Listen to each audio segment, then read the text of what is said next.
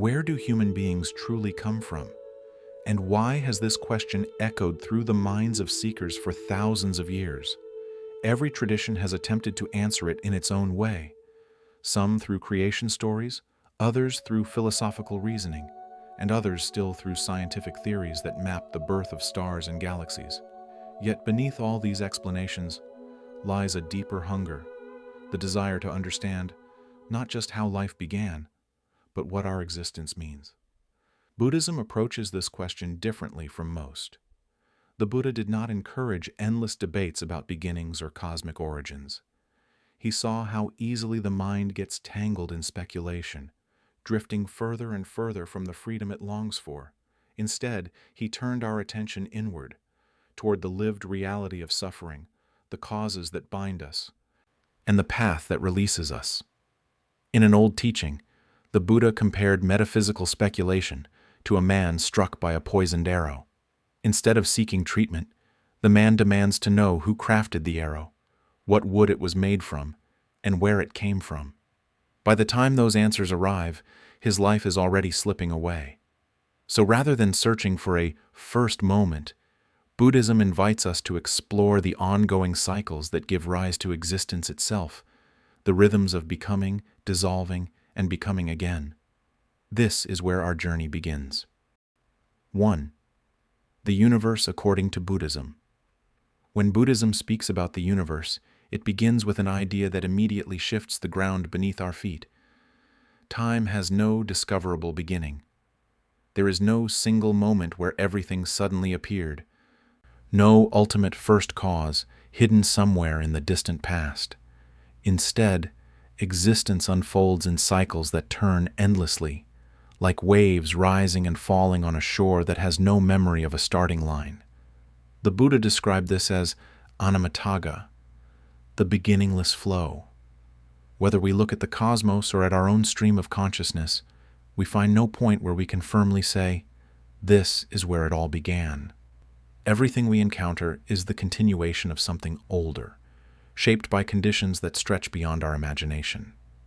To help listeners grasp the immensity of these cycles, the Buddha offered an image that is both poetic and staggering. Imagine a mountain of solid rock, a mile high, a mile wide, a mile deep. Now imagine someone brushing this mountain with a silk cloth once every 100 years. The time it would take to wear that mountain down to nothing would still be shorter than a single kalpa, one cycle of cosmic expansion and dissolution. This metaphor isn't meant to overwhelm us. It's meant to expand the mind, to loosen our fixation on short-term timelines, and to awaken a sense of vastness that humbles our usual concerns. In this vast cosmology, the universe itself moves through repeating phases. There are periods when everything contracts, dissolving into subtler realms invisible to our human senses. During these eras of contraction, beings are reborn into refined states of existence, luminous, mind-created realms where form is delicate and suffering lightens. Then, over unimaginable stretches of time, the universe expands again. Matter condenses, worlds reappear, physical bodies take shape, and the dense, textured world we know returns. This rhythmic motion, expansion and contraction, arising and dissolving, is not a one-time event, but the heartbeat of cosmic existence. Crucially, Buddhism attributes these processes not to a creator deity, but to the natural interplay of fundamental forces. Earth, water, fire, air, and space interact according to their inherent properties and according to the karmic conditions woven by the actions of countless beings. The universe forms not through divine command, but through patterns, lawful, interdependent, and fluid.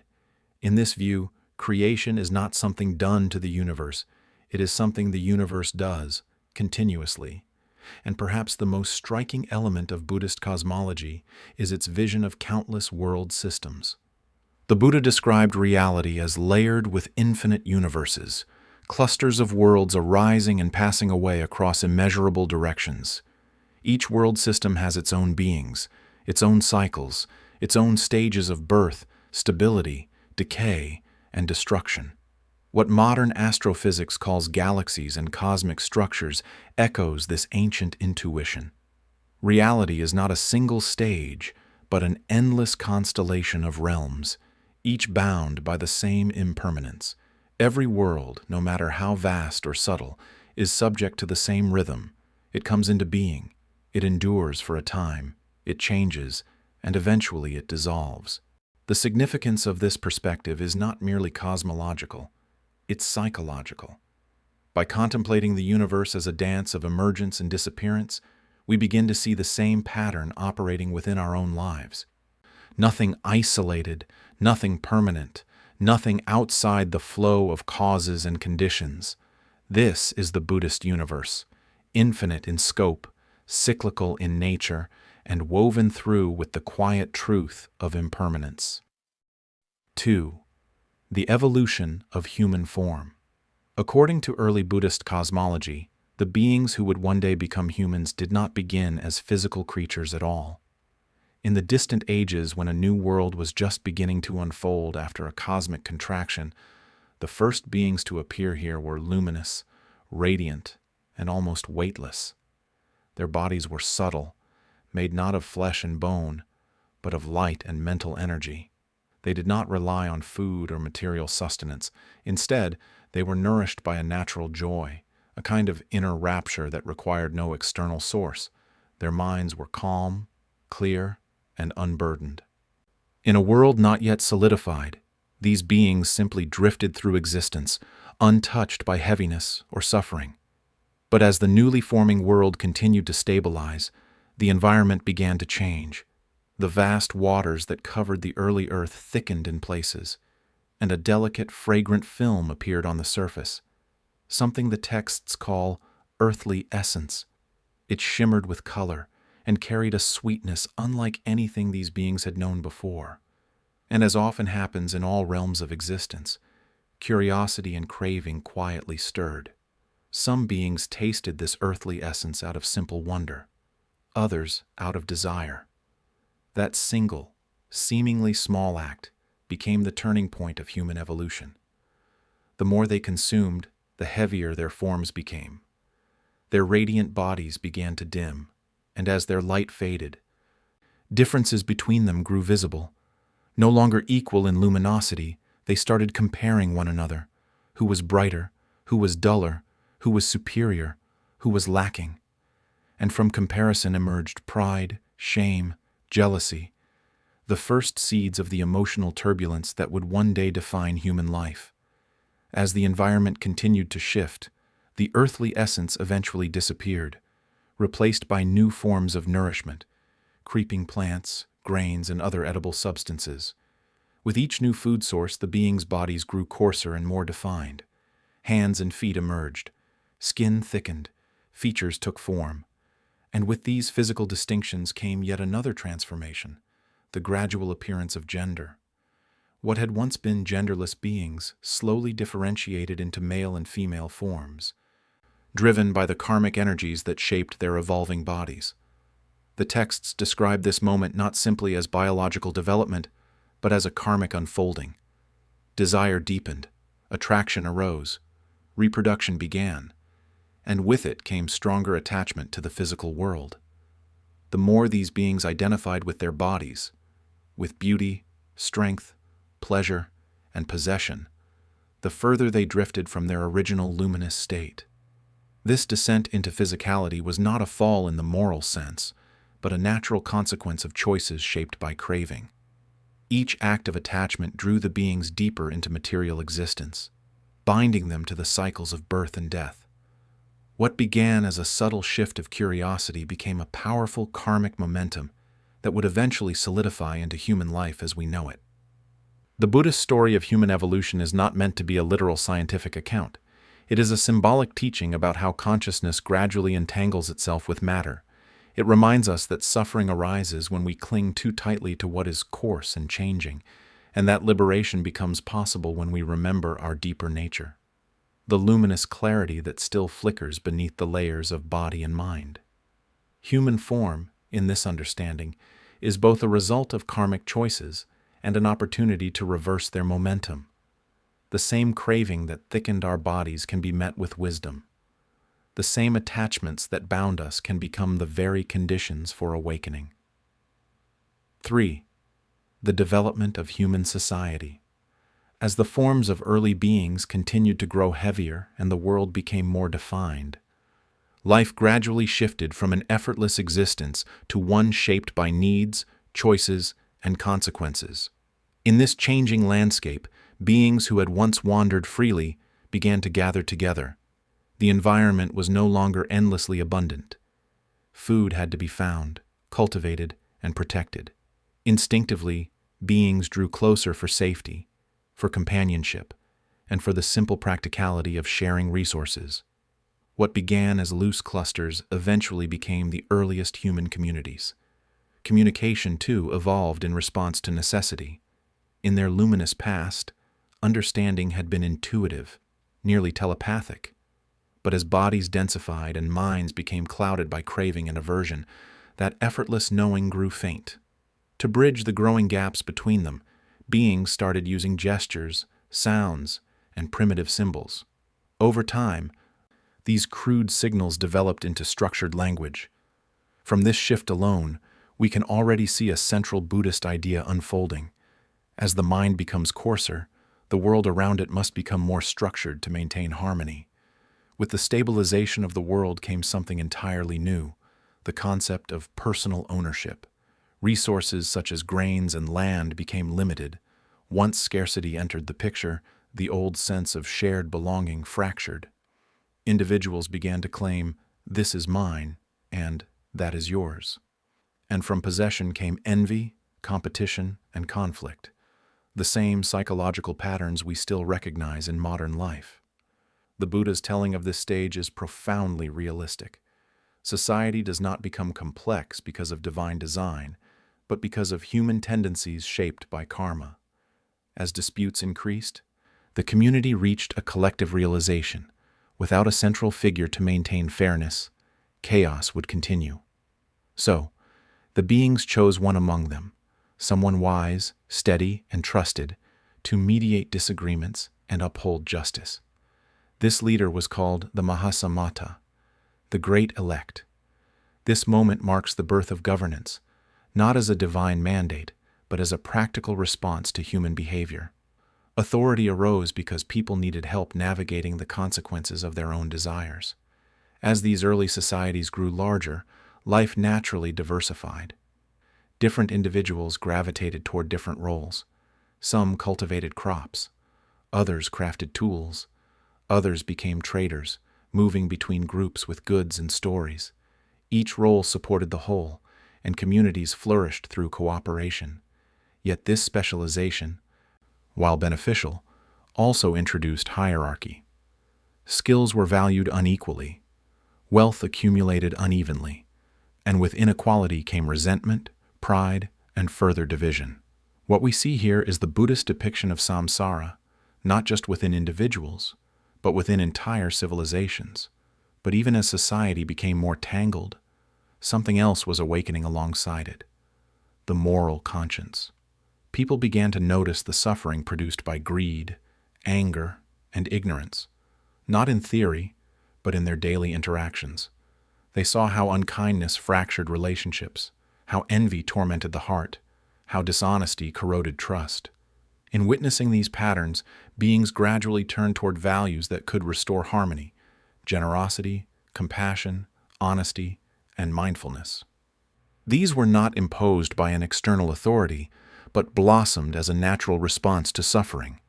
Over time, spiritual teachers emerged, individuals who observed the instability of worldly life and sought a deeper, more enduring peace. Their example helped shape the ethical foundations of human society. They reminded others that while the world may be built on possessions and roles, true well-being comes from inner clarity and the willingness to act with wisdom. Thus, human society evolved not only outwardly, through agriculture, leadership, and structure, but inwardly, through moral understanding. Buddhism frames this history as a mirror of our personal stories. As our lives grow more complex, we must cultivate the qualities that keep us balanced. society rises and falls on the same forces that shape individual hearts. 4. Scientific parallels and Buddhist cosmology. One of the most remarkable aspects of Buddhist cosmology is how naturally it resonates with ideas that modern science has only recently begun to explore. Although the Buddha's teachings were not intended as scientific theories, they describe patterns and principles that echo the deepest inquiries of contemporary physics and cosmology. This parallel does not aim to prove Buddhism through science, but to show how both perspectives gesture toward the same profound truth. Reality is vast, dynamic, and endlessly unfolding. Buddhism teaches that the universe moves in cycles of expansion and contraction. Worlds arise, stabilize, dissolve, and then reform over unimaginable spans of time. This rhythmic process bears striking resemblance to scientific models like the Big Bang and the hypothetical Big Crunch. Just as astrophysics suggests a universe that expands from a singularity and may one day collapse or transform, Buddhism describes cosmic phases where everything disperses into subtle realms, then gradually condenses back into physical form. Yet Buddhism goes a step further by rejecting the notion of a single, definitive beginning. Instead of a linear origin point, it presents a timeless continuum, a universe without a first moment, shaped by causes that reach beyond any finite perspective. Hand in hand with this cyclic understanding is the Buddha's teaching of countless world systems. Long before telescopes revealed billions of galaxies, Buddhist texts spoke of infinite universes extending in all directions, each undergoing its own cycles of birth and dissolution. This ancient vision aligns intriguingly with modern theories of the multiverse, which propose that our universe may be just one bubble within a vast cosmic ocean of worlds. In both views, reality is not a solitary stage but a boundless field of interconnected realms, each following the laws of impermanence. Another parallel arises in the Buddhist account of how beings evolve from subtle, luminous forms into coarse material bodies. While this narrative is symbolic rather than scientific, it mirrors the basic arc of biological evolution. Life adapts in response to environmental change. Buddhism adds a psychological and karmic dimension to this process, emphasizing that shifts in consciousness directly influence the forms beings take. From this perspective, evolution is not only genetic, but experiential, a dance between inner tendencies and outer conditions. This leads to one of Buddhism's most profound insights. Consciousness is not merely an outcome of physical processes. It is an active participant in shaping reality. In the teaching of Namarupa, mind and body arise together, each conditioning the other. Modern science, particularly in fields like quantum physics and neuroscience, increasingly recognizes that observation, perception, and intention influence how we interpret and interact with the world. While science frames this as cognitive or measurement-based interaction, Buddhism frames it as a fundamental principle of existence. The mind plays a co-creative role in the unfolding of experience. But the purpose of these parallels is not to collapse Buddhism into science. Buddhism uses cosmology to teach a deeper lesson, one that is psychological, ethical, and spiritual. Everything that comes into being is impermanent. Everything is interconnected. Everything depends on conditions. There is no fixed, eternal essence behind the cosmos or behind ourselves. And because reality flows through conditions, our actions matter. The way we think, speak, and move through the world creates ripples that shape our present and our future. Buddhist cosmology and modern science meet in a shared humility. Both remind us that we inhabit a universe far larger and stranger than our ordinary assumptions allow. Both invite us to look deeper, and both point to the truth that understanding reality begins not with certainty, but with curiosity and openness. 5. Human existence in the Buddhist context. When Buddhism turns to the question of human origins, it is not to satisfy philosophical curiosity. It is to illuminate the rare and precious opportunity of being born as a human, an opportunity so unlikely that the Buddha used one of the most evocative metaphors in all of spiritual literature to describe it. He asked us to imagine a vast ocean with a single wooden yoke floating on its surface, drifting with the winds and tides. Then imagine a blind turtle living at the bottom of that ocean, surfacing only once every 100 years. The chance of that turtle placing its head through the yoke is the same as the chance of being born into human life. It is a reminder that our existence is not guaranteed. It is a privilege woven through countless karmic conditions. Understanding where we come from, then, is not about tracing a cosmic family tree. It is about recognizing the fragility and impermanence of all things. When we realize that our life is the result of innumerable causes, we naturally become more mindful of the causes we continue to create. The Buddhist teachings on human origins are meant to shift us away from speculation and toward responsibility. Responsibility for our thoughts, our actions, and the future they shape. Human beings occupy a unique position in the Buddhist cosmology. We are not consumed by endless pleasure like beings in heavenly realms, nor are we overwhelmed by constant suffering like beings in lower realms. We live in a space balanced between joy and hardship, clarity and confusion, a space that makes awakening possible. Our difficulties sharpen awareness. Our joys remind us of peace. Our losses teach impermanence, and our compassion deepens each time we see our shared vulnerability with others. This middle position is what makes human life the most fertile ground for liberation. In Buddhism, our origin and our destiny are intimately connected. We arise from past karma, but we are not trapped by it. Karma is not a sentence. It is a momentum, and momentum can be redirected. Every moment of mindfulness interrupts the old patterns. Every act of kindness reshapes the conditions of the future. Every thought infused with clarity strengthens our capacity for wisdom. The Buddha's teaching is profoundly hopeful. Even though we inherit our past, we are free to transform our path forward. Our story is unfinished, and we are its authors. So how does this understanding guide our everyday life? First, it invites us to live with presence. When we recognize the rarity of this existence, we stop sleepwalking through our days. We breathe more deeply. We listen more fully. We move through the world with gratitude rather than entitlement. Second, it encourages us to cultivate virtue, generosity, compassion, honesty, and patience, because these qualities shape both our present relationships and our future becoming. And finally, it points us toward the Noble Eightfold Path, a practical guide to freeing the mind from ignorance and suffering. Through right understanding, right action, and right awareness, we begin to walk toward a clarity that no external circumstance can take away. In the end, contemplating our origins does not give us a definitive answer to where everything began, but it does give us something more valuable, a way to live with lightness, humility, and purpose. It teaches us to release the frantic search for permanence and instead rest in the flow of causes and conditions that make each moment possible. To know our origin is to understand that nothing is fixed, and therefore everything can change, including ourselves. If this exploration touched something in you, I invite you to take a quiet moment and share below. What is one insight you're taking away from today's teaching?